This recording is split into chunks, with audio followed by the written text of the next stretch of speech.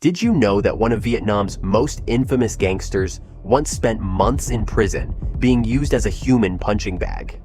Imagine walking into a world where loyalty is an illusion and betrayal is just another part of the game. A place where a man can rule the streets one day and be abandoned the next. That was the reality for Nguyen Tuan Hai, better known as Hai Banh, a name that once struck fear across Vietnam's underworld. For years, Hai Banh thrived in the shadows, navigating the brutal world of organized crime. He was feared, respected, and ruthless. But power is fragile, and when the tides turned against him, even his closest allies left him to rot behind bars. Stripped of his status, locked away in a tiny prison cell, he became nothing more than another forgotten criminal. And yet, what happened next was something no one saw coming. This is the untold story of a man who went from ruling the streets to fighting for survival inside a prison where even the toughest men are broken. A gangster whose name was whispered in fear, but who ultimately became a pawn in a much bigger game. Welcome to where we uncover the real stories behind the world's most dangerous figures. If you think you know what it takes to survive in the underworld, think again. Nguyen Tuan Hai was not born into crime, but he was certainly born into hardship. His story began in 1967 in Hanoi, Vietnam, where he grew up in a working-class family. His father was a skilled metalworker running a small iron workshop in the bustling streets of Hang Cot. It was an honest trade, one that required patience, precision, and discipline. But for young Hai, it was suffocating. From an early age, he felt out of place in the routine of daily life. He wasn't interested in school, and he had no intention of following in his father's footsteps. He wanted more excitement, more power, and most of all, more control over his own fate. The rigid expectations of society didn't sit well with him. He was restless, impulsive, and drawn to the kind of men who lived by their own rules. His nickname, Ban, came from his father, but by the time he was a teenager, it meant something entirely different. It wasn't just a family name anymore, it was a reputation. In the crowded alleys of Hanoi, Hai was already showing signs of what he would later become. He had an undeniable presence, an energy that made people take notice.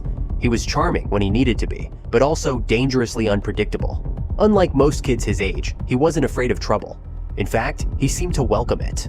While others studied or helped their families, Hai was learning something else: how to survive in the streets. By the time he was in his late teens, he was already running with small-time gangsters, testing the limits of authority, and proving that he was willing to do whatever it took to get ahead.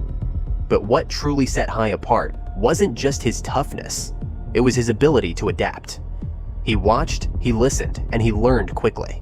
He wasn't the biggest or the strongest, but he had something even more dangerous: a mind built for strategy.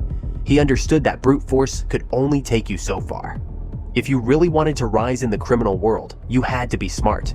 And so, while other young men got caught up in petty fights and pointless turf wars, Hai played the long game. He built connections. He earned the trust of the right people. He studied the unwritten rules of the underworld: who had power, who owed favors, and most importantly, who could be used. It didn't take long for him to move up. By his early 20s, he was no longer just another street thug. He was an enforcer, a man people turned to when they needed something handled discreetly.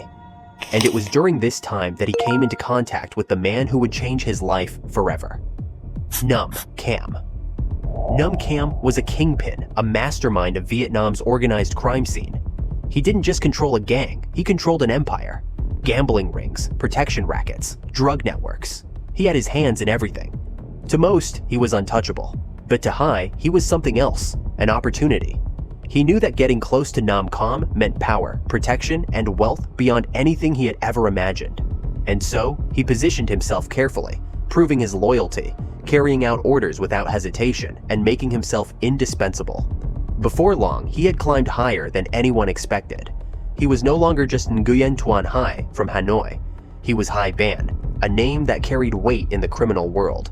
But the underworld is a dangerous place, and the higher you climb, the farther you have to fall. His ambition, his cunning, and his willingness to do the dirty work had earned him a seat at the table. But it had also put a target on his back. And when he received an order that would shake the foundations of Vietnam's criminal empire, he had no idea that he was walking straight into a trap. one that would cost him everything. By the time Hai Banh cemented his place in Vietnam's underworld, he had already mastered the art of survival. He wasn't just another street thug. He was a strategist, a man who knew when to be ruthless and when to be patient. He operated in the shadows, making moves that left no room for mistakes. But as his power grew, so did the risks. And it wasn't long before his criminal empire set off a chain of events that even he couldn't control. Hai Banh was more than just muscle. He was an enforcer with a reputation for getting things done. His involvement in illegal gambling, extortion, and organized crime was well known. But what truly solidified his status was his connection to Nam Kam. The two operated with an understanding. Hai Banh was loyal, efficient, and willing to go further than most. And when a problem needed to be eliminated, he was the one trusted to take care of it. That trust was put to the ultimate test with one of the most infamous crimes in Vietnam's criminal history, the assassination of Dung Ha. Dung Ha was no ordinary target. She was a formidable crime boss in her own right, a woman who had once been an ally of Nam Kam, but had become his greatest threat. She was smart, aggressive, and, perhaps most dangerously, unpredictable. For years, she ran a powerful gang that operated in Hai Phong, a port city known for its deep ties to the criminal underworld. Initially, Dung Ha had aligned herself with Nam Kam, but their relationship soured as she grew more ambitious. She wanted a bigger slice of the empire, and when Nam Kam refused, she made a fatal mistake. She defied him. She moved to Ho Chi Minh City, hoping to establish her own operations right in the heart of his territory. To make her presence known, she publicly humiliated Nam Kam's men, disrupting his gambling dens and openly challenging his authority. This wasn't just a business dispute, it was a direct insult. And in the underworld, insults had consequences. Nam Kam saw her as a liability, someone who couldn't be reasoned with. But he also knew that eliminating her would be risky. She wasn't just a gang leader, she had powerful connections and a following that wouldn't take her disappearance lightly. The job had to be done cleanly, quickly, and without loose ends. That's where Hai Banh came in. According to court records and insider accounts, Hai Banh was given the order to make sure Dung Ha would never pose a threat again. He didn't hesitate. He gathered a small team, carefully planning every detail. They tracked her movements, studied her routines, and waited for the perfect opportunity. On the night of October 2nd, 2000, the plan was set in motion. Dung Ha was in Ho Chi Minh City, staying at a house in District 3. She had been drinking, unaware that her fate had already been sealed. As she sat in her living room, two men entered under the pretense of delivering a message. They approached her calmly, making sure she was caught off guard. Then, without hesitation, they drew their weapons and fired. The shots were precise, quick, calculated, and fatal. By the time her body hit the floor, the assassins had already vanished into the night. Word of her murder spread quickly. The underworld knew what it meant. Nam Kam had sent a message. Defying him was a death sentence. But while her rivals celebrated, law enforcement saw this as an opportunity. The killing of Dung Ha wasn't just another gang dispute. It was a crime too public, too blatant to ignore. It forced authorities to take action, and suddenly, the full weight of Vietnam's justice system turned its attention toward the empire Nam Kam had spent years building. At first, the investigation stalled. The criminal network was too strong, and witnesses were too afraid to come forward. But as the pressure mounted, cracks began to appear. Detectives followed a trail of evidence that led them straight to Hai Banh. The problem for him wasn't just that the police were closing in, it was that he had been used. Hai Banh had carried out the hit, but the moment authorities started digging, Nam Kam distanced himself, treating the assassination as if it had nothing to do with him. Hai was left exposed, taking the fall while his former mentor sat safely behind layers of protection. The betrayal stung. Hai had been loyal, had done exactly what was asked of him, but now he found himself alone. The police weren't just looking at him for Dung Ha's murder, they were unraveling an entire network of corruption and crime. High-ranking officials were being implicated, bribery schemes were being exposed, and the very foundation of Vietnam's criminal underworld was beginning to shake. Hai Banh tried to hold out. He denied his involvement, refusing to speak. But as the weeks turned into months, reality set in. He wasn't getting out of this unscathed. And so, after enduring months of solitary confinement, After being abandoned by the very people he had served, he made a decision that would change everything. He talked. At first, it was just enough to protect himself. But as he sat in those interrogation rooms, listening to the questions, he realized there was no point in staying silent. The empire he had fought for no longer existed. His loyalty had meant nothing. So he gave them everything. He detailed how the assassination was planned, how Nam Cam had orchestrated it, and how the network of crime and corruption stretched far beyond what anyone had imagined. His testimony was devastating. It led to the dismantling of one of the most powerful criminal organizations in Vietnam's history. But even though he had helped take down an empire, it didn't save him. The court had no sympathy for men like Hai Banh. He was sentenced to life in prison, condemned to spend the rest of his years behind bars. For someone who had once ruled the streets, the fall was unimaginable. He had been feared, respected, untouchable. And now, he was just another inmate, another name on a prison roster. Yet, prison wasn't the end of his story. Behind those bars, Hai Banh faced a different kind of battle. One that had nothing to do with gang wars or rivalries, but with survival in a place where even the toughest men could be broken. And despite everything, he refused to go down quietly. For months, the streets whispered about what had happened to Dung Ha. Some said it was revenge. Others claimed it was a power move. But everyone knew one thing for certain. Someone had to pay for the crime. At first, it seemed like Nam Cam's empire was untouchable. The police had their suspicions, but without solid evidence or a willing witness, the case remained stalled. Hai Banh, the man who had executed the order, continued living in the shadows, knowing full well that if he was caught, his days of freedom would be over. But the police weren't about to let this one go. As pressure mounted from the government to clean up organized crime, investigators began picking apart Nam Cam's network, searching for any weak link. They followed the money, the favors, and the secrets buried deep within the criminal empire. And soon, all roads led back to Hai Banh. His mistake wasn't the assassination itself, it was underestimating how quickly the tides could turn. The first crack in the case came when a low-level informant hinted at the names of those involved in Dung Ha's murder. The police knew they wouldn't get to Nam Cam easily, but Hai Banh, he was still in the open, vulnerable, and easier to bring down. So, they set a trap. In early 2001, Hai Banh was still moving carefully, but he wasn't expecting what was coming. He had grown used to operating in the shadows, used to the idea that as long as he stayed loyal, he was protected. But on a seemingly normal day in Ho Chi Minh City, that illusion shattered. As he walked down a crowded street, a convoy of unmarked police cars suddenly cut across his path.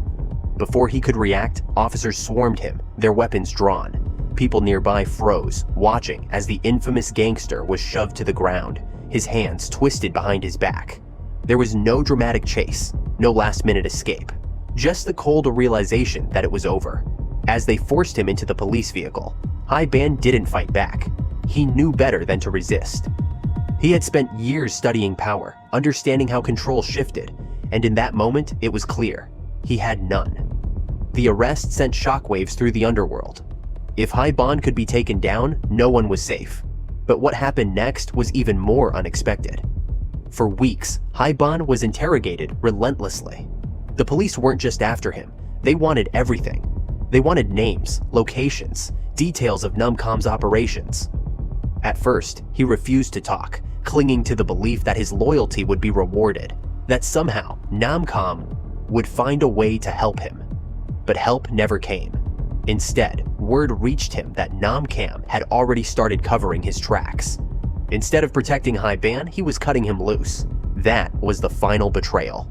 With nothing left to lose, Hai Banh did what no one expected. He turned on the empire he had once fought to protect. He revealed how Dung Ha's murder was planned, how orders were passed down, and how the entire network operated. His testimony became the key that unlocked the downfall of one of Vietnam's most powerful crime syndicates. But cooperation didn't mean freedom. The courts had no mercy for a man like Hai Banh. When the verdict was finally delivered, the words rang like a death sentence: life in prison. As he was led away in handcuffs, the streets that once belonged to him now seemed distant, unfamiliar. The world he had built, the power he had held, it was all gone. But inside the walls of Vietnam's toughest prison, Hai Banh was about to face a battle unlike anything he had experienced before. Because behind bars, the rules were different. And survival? That was another story entirely. Hai Banh was never just another street thug.